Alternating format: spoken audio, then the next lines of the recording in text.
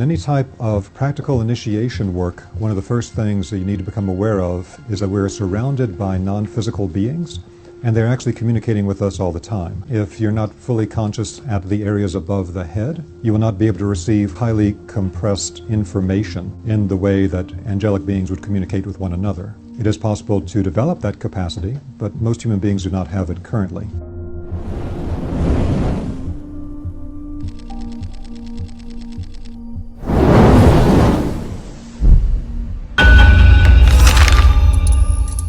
For example, you might ask a person, why did you move to this place? And they may say, I really have no idea why, I just knew I had to be there.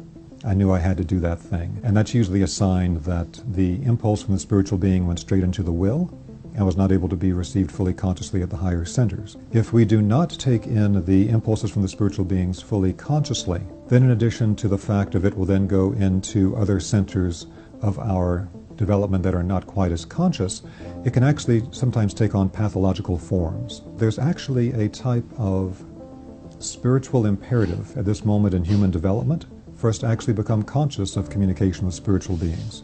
If it doesn't happen, then certain pathological forms of the impulses they're trying to bring us will become more prominent in the world. And this is a very important part of classical initiation that has only come out in fragments, unfortunately, in modern metaphysics.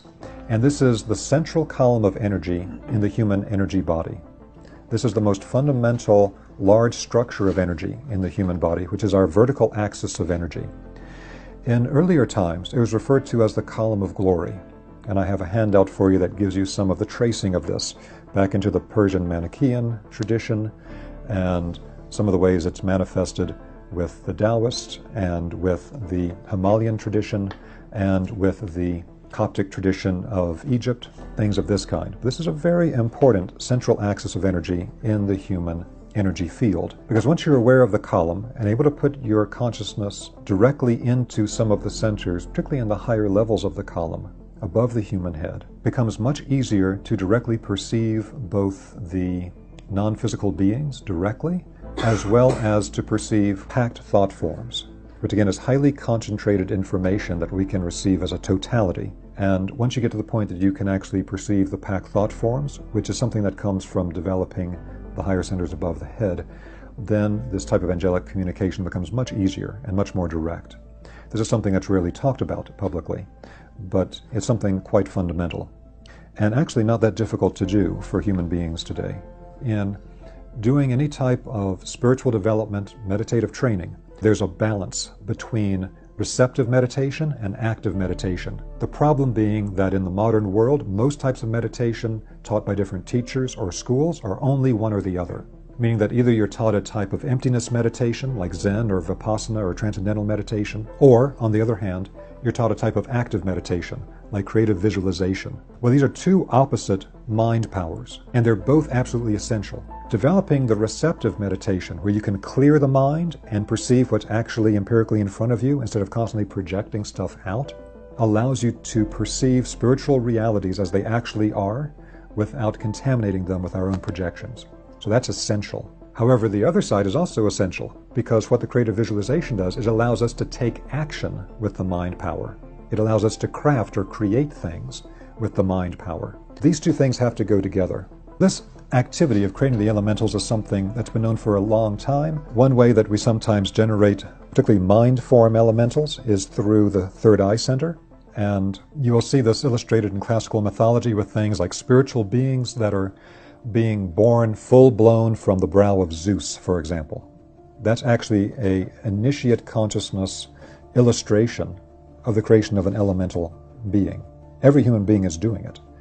Just the difference is, do you know you're doing it or not? And what's the quality of that being? These self-generated elementals that we create, they can affect us negatively if they have a negative form to them, and affect other people negatively.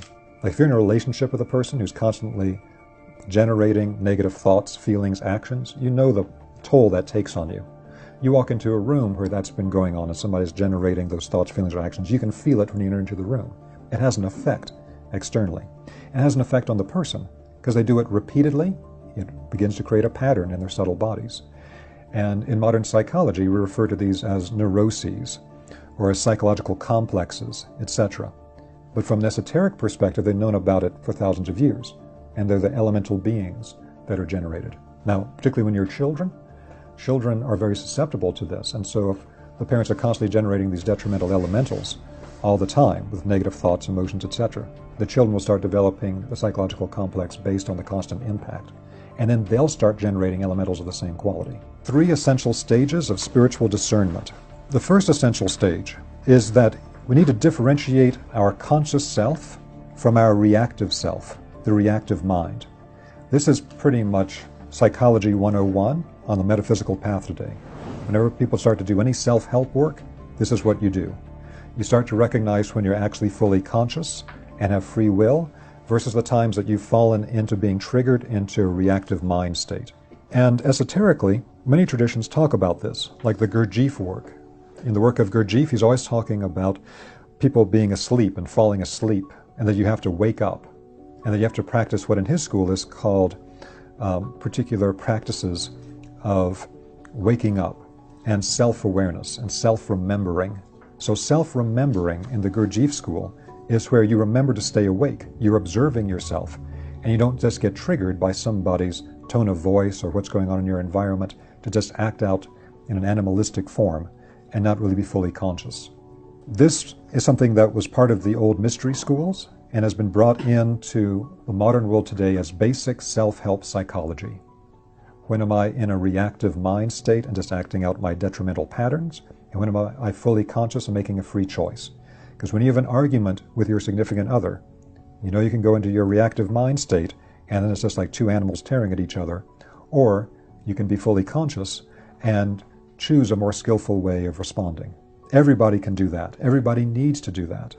And then stage 3 is to differentiate what is the essential nature of the external spiritual being that's currently affecting my internal soul life. Now, stages 2 and 3 really should only be undertaken by persons who have a sufficient level of what we'll call spiritual structure and are fairly internally stable. If a person is already having a lot of psychological issues, they're in psychological medication, things of that kind, they should not enter into stages 2 and 3. And that's because these stages can be very destabilizing for them. Because one of the things that happens for everyone on a path of initiation is you begin to realize that a huge amount, for most people, the vast majority, of our internal life is not consciously self-generated. At the first stage, it's coming from our reactive mind patterns. We're not really conscious that much at all. And at the next level, we become aware of how much of it is actually coming from the influence of external beings. Again, for a person who does not have a good, stable psychological structure, to be aware that a lot of your internal thoughts, feelings, and actions are being triggered in you by an external being and not by yourself is extremely destabilizing. It's true, but nonetheless, not a good thing to focus on if you're highly psychologically unstable. But this is a core part of initiation work. Then, that stage 3, with differentiating the essential natures of the external spiritual being, because at stage 2 we differentiated, is that me generating that thought, feeling, or action? Or did it come from something outside influencing me, with a cord going into my field, or with a being moving through my field? Once we can differentiate those two, which usually comes through particular meditative practices, we then will have to differentiate what kinds of beings are affecting us, because some are very true guides, and some maybe are not so dependable. That's why in classical work, like the work of St. Paul in the New Testament, he'll talk about you have to test the spirits, because not every spiritual being that approaches you is necessarily a being that is bringing a beneficial impulse, or a being that knows everything, or that has an agenda that's one we would want to sign on to. So we have to differentiate these beings. That's extremely important. One of the major problems in modern metaphysics is that we lost one of the old keys, which is that you need a minimum 3-fold differentiation of spiritual beings. What happened is it got simplified down to a 2-fold differentiation. There's the good beings, there's the bad beings. Good beings are light, bad beings are dark. That's not enough to differentiate. All kinds of people are approached by beings of tremendous light, but that doesn't mean that they're quote-unquote good. We have to change our thoughts about this whole good-bad dichotomy into something that has to do with actual balance.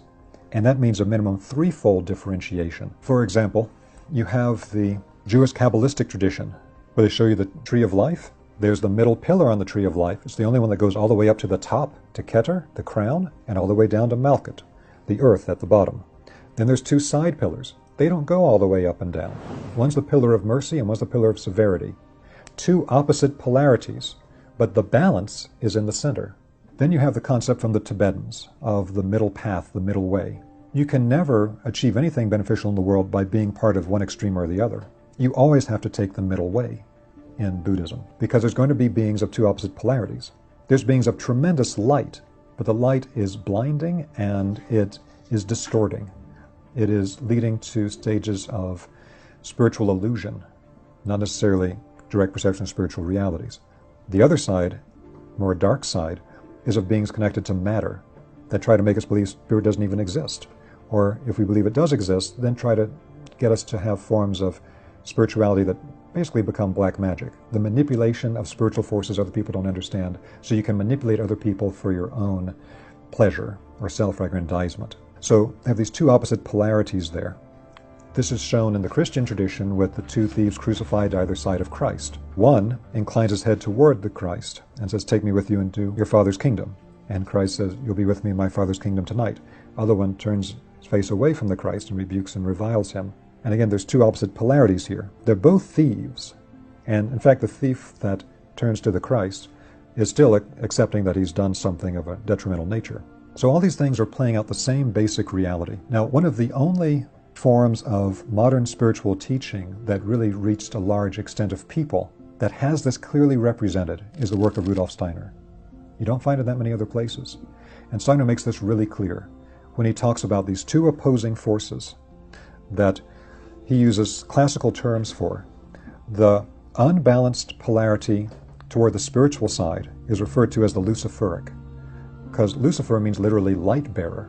And then the other side is referred to as Ahrimanic, because Ahriman, or Angramenu, was the term for a dark being of the earth and materiality that pulled people's consciousness downward in the Persian Zoroastrian tradition. And it's important to understand that that concept of Ahriman, which you don't really see today outside of Zoroastrianism or Steiner, that concept after the Persian tradition became the concept of Set in the Egyptian tradition. And then as the Hebrews left Egypt and set up the Hebrew tradition, which became modern Judaism, that the concept of Set became Ha-Satan. And Ha-Satan means the adversary, which became our concept today of Satan. Lucifer and Satan were always understood classically as two extremely different, diametrically opposed spiritual beings and forces. And beings can be of either polarity. Now, this is still understood by some people today. You can, for example, find Jesuits that will give public talks, and they clearly represent these as two completely different forces. But it's rare today. In most cases, certainly in Protestant Christianity, they completely mix them up into one thing. So it doesn't even make any sense anymore. How can Lucifer, this great being of light, be this dark sclerotic being in the earth with hellfire and all this sort of thing? Very different things that got mixed up here together. And it lost the capacity for differentiation. So now with people with the simple twofold dichotomy, very commonly will accept great beings of light that come as their guides and not differentiate out that actually they were being more of a Luciferic nature. And the thing is that it's a given on the spiritual path that both types of beings will be connecting to us and influencing us all the time. It's not like, oh, those other people out there. This happens to everybody. It's part of the system here that we're affected by all these beings all the time. The Luciferic beings give us all these great gifts, but also if we do nothing but follow their impulses, then you'll either become a heroin addict or you're going to end up with forms of spirituality that are completely illusory, and you're going to be unable to pay your taxes and get to work on time, and all these things that are not grounded, because they're constantly pulling you away. Or with the Ahrimanic beings, yeah, you'll pay your taxes, and yeah, you'll get to work on time, but you're going to lose real spirituality, and all your spiritual knowledge will go to manipulating other people. But these two opposed forces have to be distinguished from the beings of the center. That's the middle pillar in the Kabbalah. That's where the Christ is crucified in the image of Golgotha. That's where you have the middle path in Buddhism. But we have to have that minimum threefold differentiation to understand the beings that we're connecting with. Classical thing that happens is that when you start doing any spiritual path, one of the first beings that approach you strongly will always be Luciferic beings. We're all connected to Luciferic beings. And the first thing they're going to do is they're going to pump up your ego. And they're going to tell you, oh, now you're starting to remember. You're this incredible spiritual being. In fact, you're an incredible spiritual master. And they'll pump up your ego and get you all this ego inflation. And if you're not careful, they'll get you to think you're much more advanced than you really are. And then God knows where it goes from there. And it's not like, well, that just happens to those people. It happens to everybody. It's a particular challenge on the path that classically people knew that's one of the stages of the path. In the Rosicrucian tradition, they're referred to as the Christic beings, because Christ is somewhat of the archetype of the middle pillar, connected to the Buddha in Buddhism, which is why you see the Vesika, the perfect balance between the two polarized circles, with the Buddha inside of it. In Judaism, Christianity, and Islam, also referred to as Michaelic beings, because Michael is the spiritual being referred to the most in the text of the three monotheistic traditions, other than God. That's a very high-level archangel with that particular force. So these are the three levels of the spiritual discernment. Differentiate your conscious mind from your reactive self, where somebody's tone of voice can just trigger you to go into an unconscious trance state and act out in a detrimental way. Stage 2, differentiate your conscious mind from an impulse coming from the outside, which may be beneficial, but nonetheless we need to know is something coming from the outside rather than inside. And stage 3, what exactly is the type of being approaching us from the outside? Because it could be a hierarchical being, it could be a being of an elemental nature coming from hierarchical beings, or it could be a being of elemental nature that we generated or generated by another person. So this is very simple level differentiations we're talking about here.